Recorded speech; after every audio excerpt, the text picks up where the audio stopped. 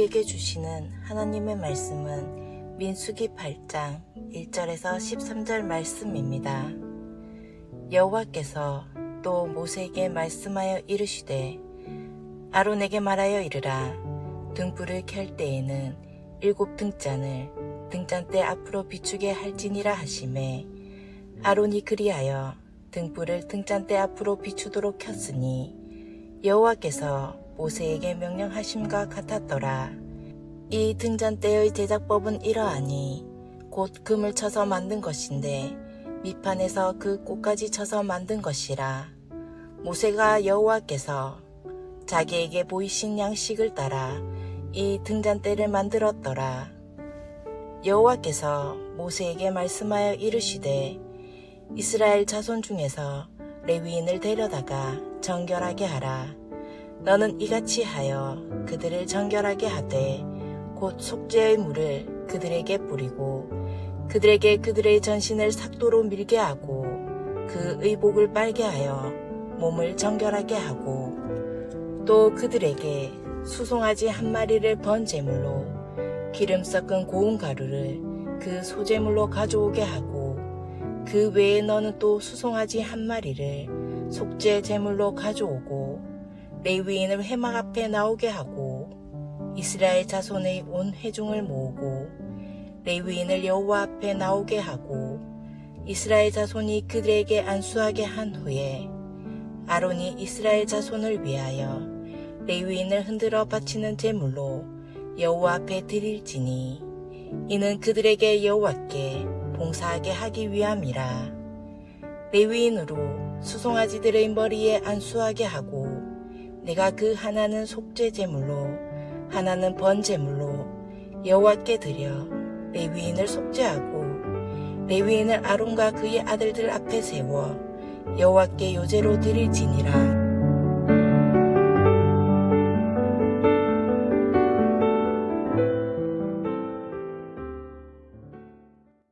오늘 본문은 두 가지의 별개의 주제를 다룹니다. 첫 번째가 등잔대를 만들고 사용하는 방법과 두 번째가 레위인의 임직식입니다.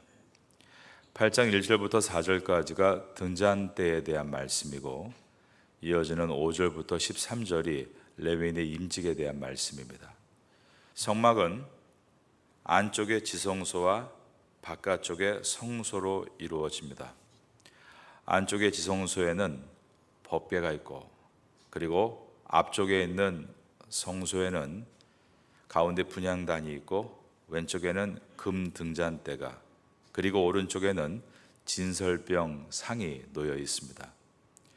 등잔대는 앞에 있는 진설병 상을 마주보면서 그 상을 비추는 것입니다.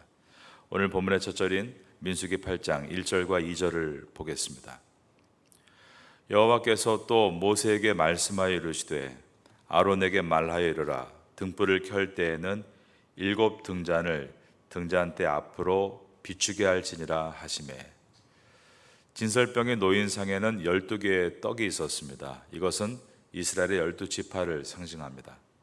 하나님께서 이스라엘 지파를 환하게 비춘다는 것을 금 등잔대가 진설병 상을 비추는 것으로 상징하고 있는 것입니다.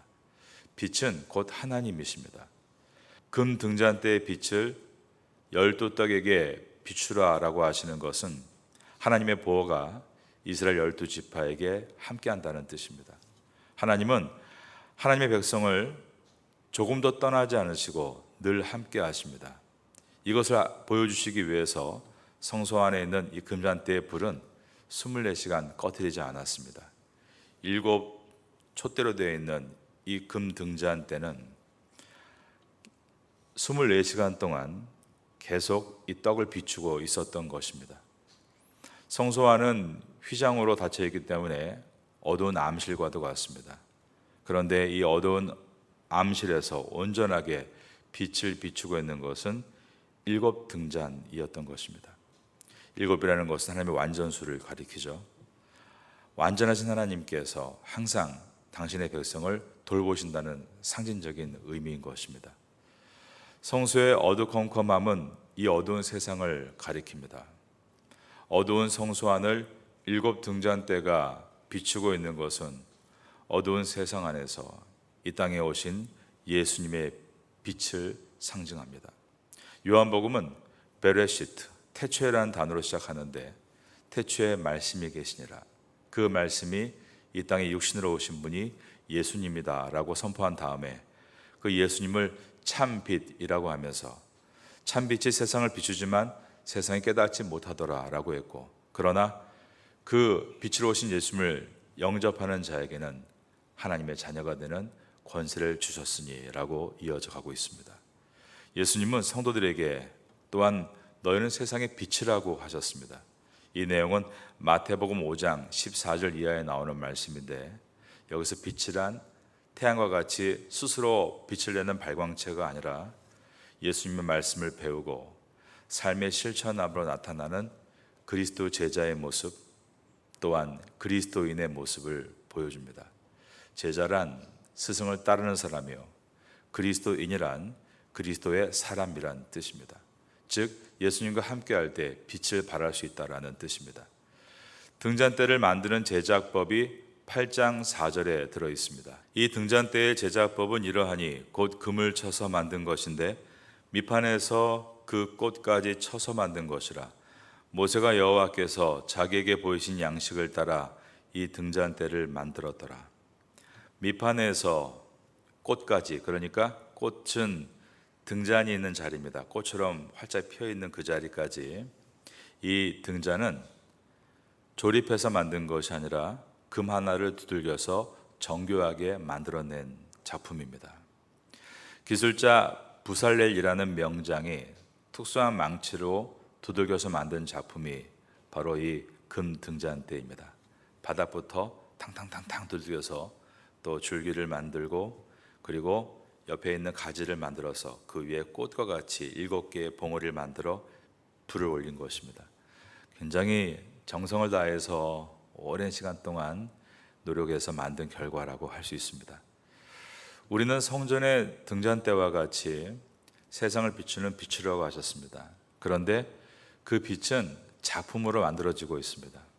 이것은 우리가 하나님의 작품으로 잘 빚어져야 되고 준비되어 세상을 비추는 사명을 감당해야 된다라는 뜻입니다. 자신의 삶을 잘 준비해서 하나님의 작품으로, 하나님의 걸작품으로 준비되는 삶, 그것이 우리가 이 땅에서 부름받은 성도의 소명이라는 것입니다. 그러면서 이 금 등잔대와 함께 레위인의 정결 예식이 등장하므로 금 등잔대에 빛을 비추는 성도의 삶이 곧 레위인이다라고 말씀하고 있습니다. 8장 5절부터 7절까지입니다. 여호와께서 모세에게 말씀하여 이르시되 이스라엘 자손 중에서 레위인을 데려다가 정결하게 하라. 7절 말씀 다 같이 읽겠습니다. 너는 이와 같이 하여 그들을 정결하게 하되 곧 속죄의 물을 그들에게 뿌리고 그들에게 그들의 전신을 삭도로 밀게 하고 그 의복을 빨게 하여 몸을 정결하게 하고. 레위인의 정결 예식은 먼저 레위인에게 속죄의 물을 뿌립니다. 그리고 나서 모든 털을 면도합니다. 그리고 깨끗한 의복을 입게 하는 것이었습니다. 이 세 가지가 갖고 있는 상징은 모두가 깨끗해야 하고 진실해야 하며 거룩해야 한다는 것입니다. 그리고 나서 12지파의 족장들과 대표들이 다 모여서 온 이스라엘을 대표해서 이 레위인들에게 안수를 해 주었습니다. 8장 10절입니다. 레위인을 여호와 앞에 나오게 하고 이스라엘 자손이 그들에게 안수하게 한 후에. 보통 우리가 교회에서 안수를 할 때는 누가 하나요? 목사님이 성도님들에게 안수를 하죠. 자기 이름이 아닌 하나님의 이름으로 안수를 합니다. 그럼 여기에 나와 있는 이 내용은 이스라엘 백성들이 축복하는 마음으로 레위인을 안수하는 것일까요? 그렇지 않습니다. 안수에는 두 가지가 있는데, 하나는 축복을 위한 안수이지만 또 하나는 나의 죄를 속죄 제물에게 전가하기 위한 안수가 있습니다.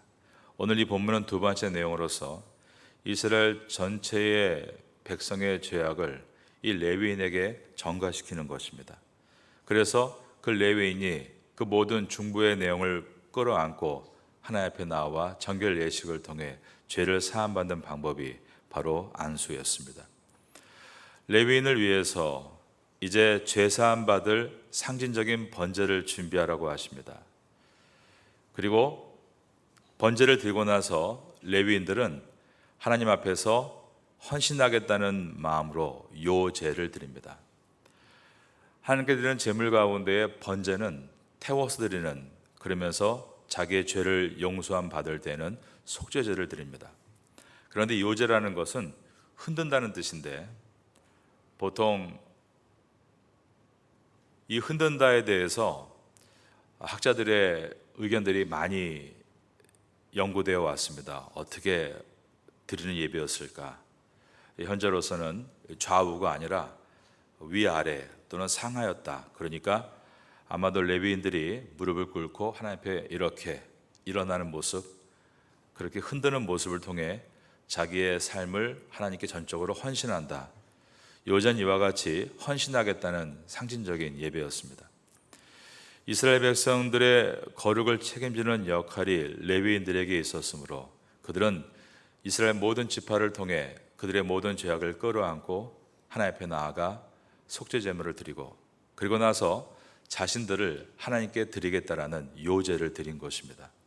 여러분, 오늘 이 본문 가운데 이 구약 시대의 레위 지파는 무엇일까요? 오늘날 교회입니다. 그러면 그 안에 있는 레위인들은 누구일까요? 오늘날의 크리스찬들입니다. 구약 시대의 레위 지파는 오늘날의 교회이고, 레위인은 오늘날의 크리스찬입니다. 오늘날 이 세상이 너무 타락했다, 우리가 세상을 향해서 손을 뻗치는 것이 아니라 오히려 타락한 세상이 우리를 향해서 도와달라고 손을 얹어야 됩니다.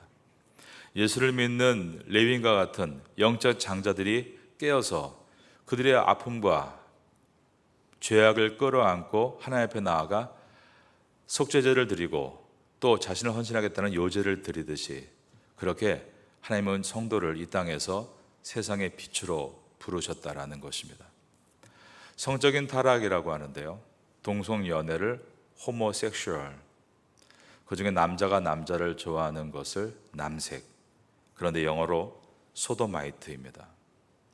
소돔과 고모라 도시가 하나님의 불심판으로 땅에 녹아내리고 그곳에 물이 고여진 곳이 데드시, 사해바다로 추정이 됩니다. 학자들은 그 당시 이 도시의 인구가 5만 명이었을 것이라고 추산합니다. 그런데 하나님께서 그 5만 명 가운데 찾았던 의인은 10사람이었다는 것입니다. 모두가 타락하고 죄악 가운데 놓여 있다, 그래서 안 될 것이다가 아니라 그 안에서 크리스찬들이 레위 지파로 부름받아 또한 레위인으로서 그들의 죄를 끌어안고 소제를 드리고 속죄제를 드리고, 그리고 그들을 대신해서 하나님께 헌신하겠다는 요제를 드릴 때 하나님께서 그 땅을 풀어주시겠다 약속하신 것입니다. 우리는 정치인이 아닙니다. 우리는 대기업의 총수도 아닙니다. 우리가 우리 조국 대한민국과 이 태국을 변화시킨다, 그렇게 말하는 것이 말이 되지 않아 보일 수 있습니다. 그러나 항상 하나님은 그렇게 말이 되지 않는 상황 속에서 아브라함이라는 한 사람을 가나안 땅에 보내셨고, 그 안에서 요셉이라는 한 인물은 또한 어려운 시대에 하나님께 귀하게 쓰임받아 중동 전체를 회복할 수 있는 도구로 사용받기도 했습니다. 우리가 현실적으로 태국을 바로잡고 우리나라를 바로잡고 우리나라에 닥친 어려움과 이 땅에 있는 여러 가지 상황들을 변화시킨다라고 말하는 것은 너무 말이 과장될 수 있습니다. 그러나 우리가 각자의 자리에서 어려운 이웃들을 돕고 또 어저께와 같이 장애인들을 돕고 각자의 회사와 직업군에서 하고 있는 이 작은 일들, 그 일들을 바르게 하고 있고 레위인과 같이 하고 있는 것일 때 그것이야말로 진정한 레위인으로서 이 땅에서 서 있는 모습인 것입니다. 역사를 되돌아보면 그러한 작은 한 사람이 있을 때였습니다. 그러한 성도가 모여서 교회를 이룰 때 하나님께서는 그 나라를 흔들리지 않도록 붙들어 주셨던 것입니다. 우리 민족 같은 경우에 정말 영적 장자와 같이 기도하고 충만한 믿음의 성도들이 있을 때는 우리가 아무리 옛날 1971년까지 우리나라는 북한보다 못 살았는데 그래도 김일성이 그 20년 동안 절대로 우리나라를 넘보지 못했습니다. 그런데 영적 장자와 같은 레위인과 같은 사람들이 점점 적어지자 지금은 말도 안 되는 경제적인 차이를 갖고 있음에도 불구하고 김정은과 같이 철없는 자가 설쳐돼도 흔들리는 것을 보는 것입니다. 100년 전 평양 대부흥이 일어났을 때 먼저 4년 전에 원산에서 부흥운동이 있었을 때였습니다. 1903년 그 부흥운동은 여자 선교사님 몇 분이 모여서 기도한 것으로 시작이 됐습니다. 뜨겁게 조선을 위해 회개하며 기도했고 자신들의 작은 모임에 조선 선교사 13년 차였던 로버트 하디 선교사를 초청 강사로 모시고 말씀을 듣게 되는데 이 하디 선교사는 캐나다 토론토 의과대학을 졸업한 수재였습니다.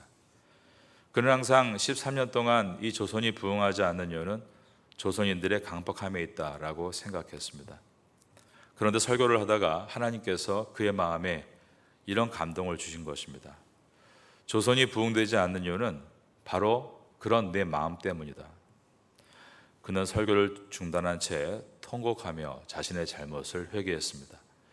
그 회개의 불길이 1903년에 먼저 있었고 원산 이 부흥 이후에 4년 후에는 평양에서 강력한 부흥의 역사가 일어나는데 마찬가지로 길선주 장로님을 비롯해서 그때 모였던 수많은 사람들이 이 모든 책임은 저에게 있습니다 라고 고백할 때부터였습니다.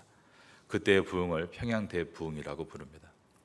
회개하느라 밤을 새도 끝낼 수 없는 이 집회들은 계속 일주일 동안 그 지역에 있는 여러 교회들과 신학교 안으로 타고 들어갔고 그렇게 한 달이 넘게 계속해서 회개하고 또 나가서 열심히 일하고 장사하고 잘못한 것을 가서 고백하고 또 새롭게 결단하는 은혜의 일들이 일어나면서 평양 대부흥이 일어났던 것입니다. 원산에 있었던 몇몇의 그 여선교사님들, 그들이 바로 조선의 부흥을 이끈 영적인 장자들입니다. 예전에는 직장인들이 월요일에 출근해서 토요일까지 근무를 해도 금요 철야 예배에 나와서 그땐 정말 철야 예배란 말이 맞았죠. 피곤한 눈을 비비며 하나님께 부르짖고 새 힘을 얻고 지금보다 훨씬 어려운 상황이었지만 난공불락의 문제들을 해결하며 앞으로 나아갔습니다. 그러다가 금요 철야 예배가 점점 없어지게 됐습니다. 예전에 제가 한인교회에서 부목사로 있을 때 재직회 때 이런 회의가 나왔습니다. 우리 교회 금요 예배가 금요 철야로 되어 있는데 바꿔야 되지 않느냐. 그 당시에 제가 있던 교회의 금요 예배 이름이 금요 철야였던 것입니다. 그때 참 망치로 두들겨 맞은 것처럼 제 마음에 와닿았습니다. 금요 철야 예배를 선배들이 만들어서 사용하던 그 이름을 그대로 사용했는데 언제부턴가 금요일은 철야 예배가 아니라 금요 저녁 예배로 바뀌었다는 것을 그제서야 스스로 깨달았던 것입니다. 주일도 저녁 예배가 사라진 교회가 대부분이죠. 저희 교회도 주일 저녁 예배가 없지 않습니까? 제가 고등학교 때였는데 저희 교회에 주일 저녁 예배를 낮 2시에 드린다는 말을 들었을 때 어린 마음에 큰 충격을 받았습니다. 이게 가능한 일인가? 왜 그렇게 그때는 그게 충격이 됐는지 모르겠는데 아마 어린 마음에 충격을 받았던 그 마음을 지금도 갖고 있습니다. 그러니까 우리 교회 학교 어린아이들도 다 영이 있고 그들 마음 가운데 믿음이 있다는 것입니다. 그래서 우리가 주님 앞에서 어떤 일을 할 때에 잘 준비하고 나아가면 그것이 우리 세대뿐 아니라 다음 세대까지 이어진다는 것을 우린 늘 기억할 수 있어야 됩니다. 예전엔 직장마다 정말 몇 프로 안 되는 기독교인들이 같이 모여서 기도하자, 얼마나 기도를 좋아했는지 신우회라고 하죠. 기도하는 모임이 참 많았습니다. 그들이 바로 그 땅에 있었던 영적 장자들, 레위인들인 것입니다.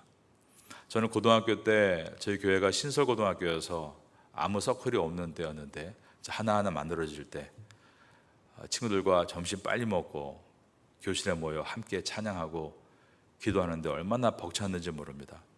저희가 하도 그렇게 예쁘게 앉아서 찬양하고 하니까 어떤 선생님이 나 크리스찬이라고 커밍아웃 하시면서 그렇게 그 선생님의 지도를 통해 기독교 동아리가 생겼습니다. 그 당시엔 공립학교, 사립학교 할 것 없이 각 학교마다 이런 기독교 동아리가 있었고 청소년들이 모여서 기도했고 또 각 반의 학생들을 위로하고 전도했습니다. 그들이 바로 학교 안에 있는 영적 지도자들, 즉 레위인들입니다. 제가 알고 있는 어떤 아이는 태국에서 초등학교 6학년 때 학교에서 우상에게 절하라 너무 충격을 받고 한참 동안 생각을 했다고 합니다. 그리고 어머니와 아빠와 상의도 없이 그 아이는 선생님께 용기를 내서 말을 한 것입니다. 저는 크리스찬이라서 반 대표지만 절을 할 수가 없습니다. 이 말을 한 것입니다. 그러자 그 아이가 미움을 당한 것이 아니라 오히려 그 아이 때문에 학교에서 회의를 하게 되고 이것을 강요하는 것은 잘못됐다라는 결정을 선생님들이 내리게 되고 그 해부터 지금까지 그 학교는 우상 숭배가 의무가 아니라 자율로 바뀌게 되는 일이 일어났습니다. 비록 초등학교 6학년 아이여도 그 아이가 그 학교에서 영적인 장자, 레위인이 된 것입니다. 여러분, 다니엘이 바벨론이라는 나라에서 학생으로 생활하면서 우상에 바친 음식을 먹으라고 할 때 난 하나님 믿는 사람으로 우상에 바친 음식 먹을 수 없어요 라고 했죠. 이것을 그 아이가 교회 학교 때 배운 것입니다.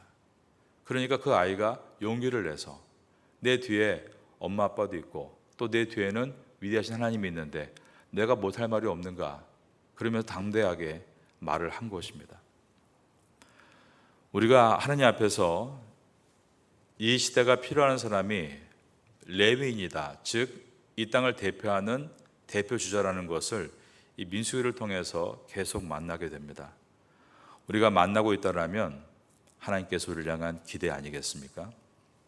예수님은 우리에게 너희는 빛이 되라, 또 한 가지가 소금이 되라 라고 하셨는데 여러분, 바닷속의 염도가 3.5%밖에 되지 않지만 바다는 그 3.5%의 염도로 인해서 썩지 않고 지금도 맑은 물을 가질 수 있습니다. 우리 한 사람 한 사람이 각 곳에서 대표라는 것을 생각하라고 주신 말씀이 민수기입니다. 여러분의 가정은 여러분이 대표입니다. 회사도 여러분이 대표입니다. 여러분이 오너가 아니어도 회사에서 여러분의 역할은 영적인 장자라는 것을 잊지 말아야 됩니다. 학교에서도 내가 반 1등이 아니어도 바로 우리가 하나님의 대표라는 것을 잊지 말아야 됩니다. 그러한 대표의식, 대표론이죠. 한 사람의 잘못으로 죄가 들어왔다. 그러나 한 사람의 의의 모습으로 그 죄가 떠나간다. 대표론의 모습이 바로 레위인의 모습입니다. 이 은혜를 붙들고 승리하시는 주의 성도들 될 수 있기를 예수님의 이름으로 축원합니다. 샬롬 3월 기도 제목입니다. 지금은 함께 기도하는 시간입니다. 3월의 공동 기도 제목은 첫째, 말씀과 기도의 자리에 서게 하소서. 둘째, 사랑과 섬김의 자리에 서게 하소서. 셋째, 사순절 주간 사경회를 잘 준비하게 하소서. 넷째, 부활 주일 세례 예식을 잘 준비하게 하소서. 말씀을 붙잡고 기도하는 귀한 시간 되시기를 소망합니다.